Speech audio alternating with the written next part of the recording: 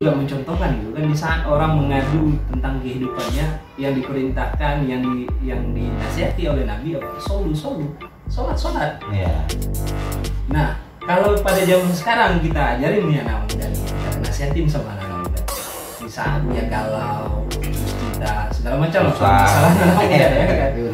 Datang, sholat. Abang ini gua mau bertukar pikiran, gua mau cari solusi. Disuruh sholat. Nah, itu solusi yang sebenarnya mencontohkan gitu kan, di saat orang mengadu tentang kehidupannya yang diperintahkan, yang dinasihati oleh Nabi apa? Sholat. Iya. Nah, kalau pada zaman sekarang kita ajarin nih anak muda, kita nasihatin sama anak muda. Di saat dia galau, terus kita segala macam masalah anak muda ya kan. Datang, sholat. Abang ini gua mau bertukar pikiran, gua mau cari solusi. Disuruh sholat. Nah, itu solusi yang sebenar-benar solusi ya. Nah, sebaliknya, di sisi lain, kalau dia datang seperti itu, oh kamu mau duit, ya, lu minta nih sama ini nih, sama bupati ini atau ini ada proyek sama beliau.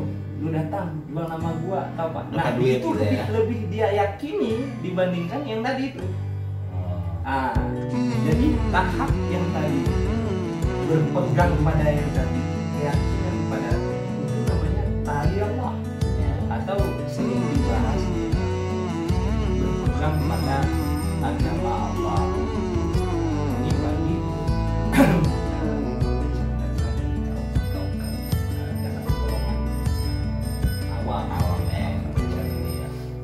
pada orang hakikat, dia tidak lagi hanya sekedar berpegang pada itu. Dia beda lagi ya? Dia sudah berpegang, sudah yakin, penuh yakinnya akan Allah. Apa dia telah meninggalkan sholat? Enggak. Dia sholat itu bukan lagi melihat surga dan neraka, bukan lagi melihat saya sholat ini supaya negara sakit. Sudah ada malu dia. Karena begitu banyaknya nikmat yang diterima dari Allah, dia malu untuk sholat.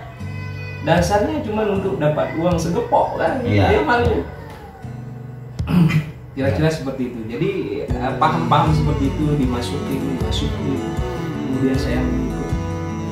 Dan yang saya lihat banyak ulama, banyak ustaz, banyak pemuka agama Islam. Tapi ya tidak seperti itu. Sudah jarang yang seperti itu, yang benar-benar yang membawa orang itu mengenal Allah, mengenal Tuhannya, bagaimana bertuhan. Ya dulu kalau ditanya kamu agama apa, ya Islam, KTP-nya ya kan? Ya Islam gitu. Tuhanmu siapa? Allah. Kamu yakin Allah itu melihat kamu? Yakin, percaya. Nah, maksudnya jalan terus. Nggak ada rasa bersalah, nggak ada rasa gimana gitu. Saya lebih berat memikirkan bagaimana saya makan besok daripada saya memikirkan saya udah sholat apa belum. Tinggal sholat ya sudah. Tapi kalau rugi 1 juta, saya itu pikirannya bisa 3 hari 3 malam. Benar. Ya itulah saya dulu. Jadi kesini saya jalani. Kok lebih enak di sini ya, lebih aman di sini. Saya ambil konsepnya begini nih. Kan dulu kita pakai inek, pakai sabu, itu candu kan? Iya. Nah candu ini kayak rokok ataupun yang mudah kita bilang gula. Gula manis kan?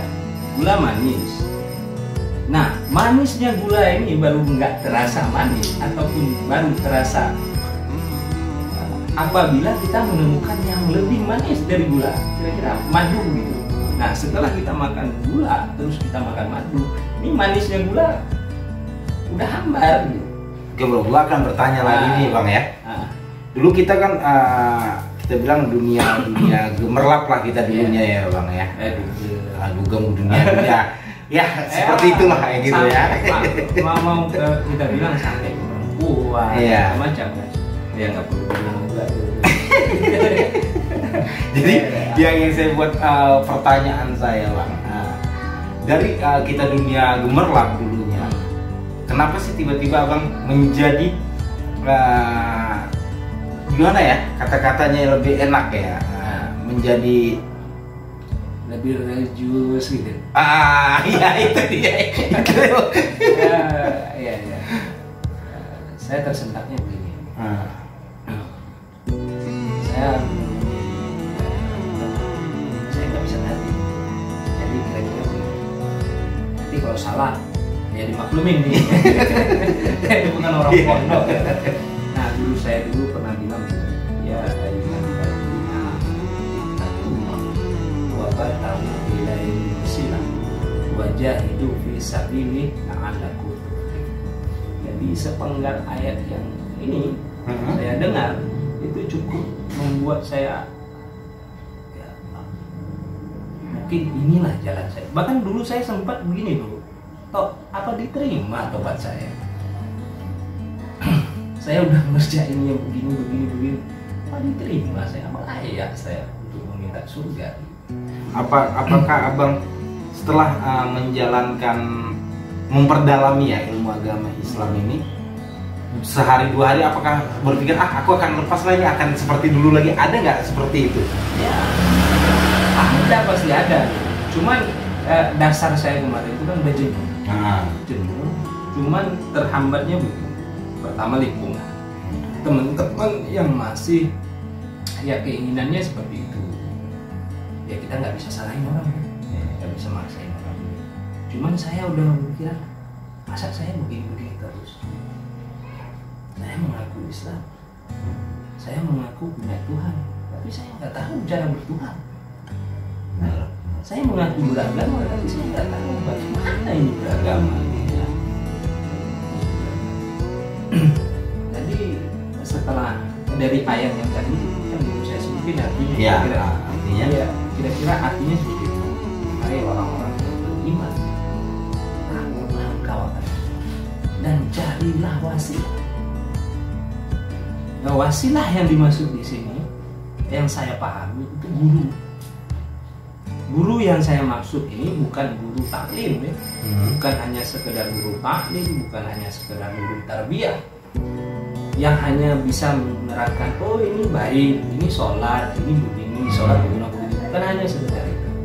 Tapi guru yang saya maksud benar-benar yang bisa kita ngomong sama dia walaupun nggak ngomong ini tadi apa dengan dia, kita teringat Allah. Sekurang-kurangnya kita teringat dosa kita dan kita menangis dan menyesal itu. Dan saya temukan ini di guru saya, di guru saya tersebut. Nah, setelah saya masuk tarikat, jadi prinsipnya kan gini, syariat, tarikat, hakikat, ma'rifat. Nah, atau iman, Islam, ihsan. Nah, selama ini orang banyak membahas tentang apa itu iman, apa itu Islam, banyak yang membahas. Tapi ihsan ini, apa itu iman, apa itu Islam, banyak yang membahas. Tapi ihsan ini sangat jarang yang membahas. Anta'budallaha ka'annaka tarah, fa illam takun tarah, fa innahu yarah. Beribadahlah engkau seakan-akan engkau melihat Allah. Jika engkau belum sanggup, belum bisa, belum mampu melihat Allah, yakinlah Allah melihat engkau. Jadi inilah ini yang mengikat syariat dan hakikat ini. Itulah tarikat. Atau bahasa lainnya, kalau ini pemahaman orang pasaran kayak saya. Kamu beribadah, kamu berusaha jika tidak yakin akan Allah atau itu perbuatan Allah.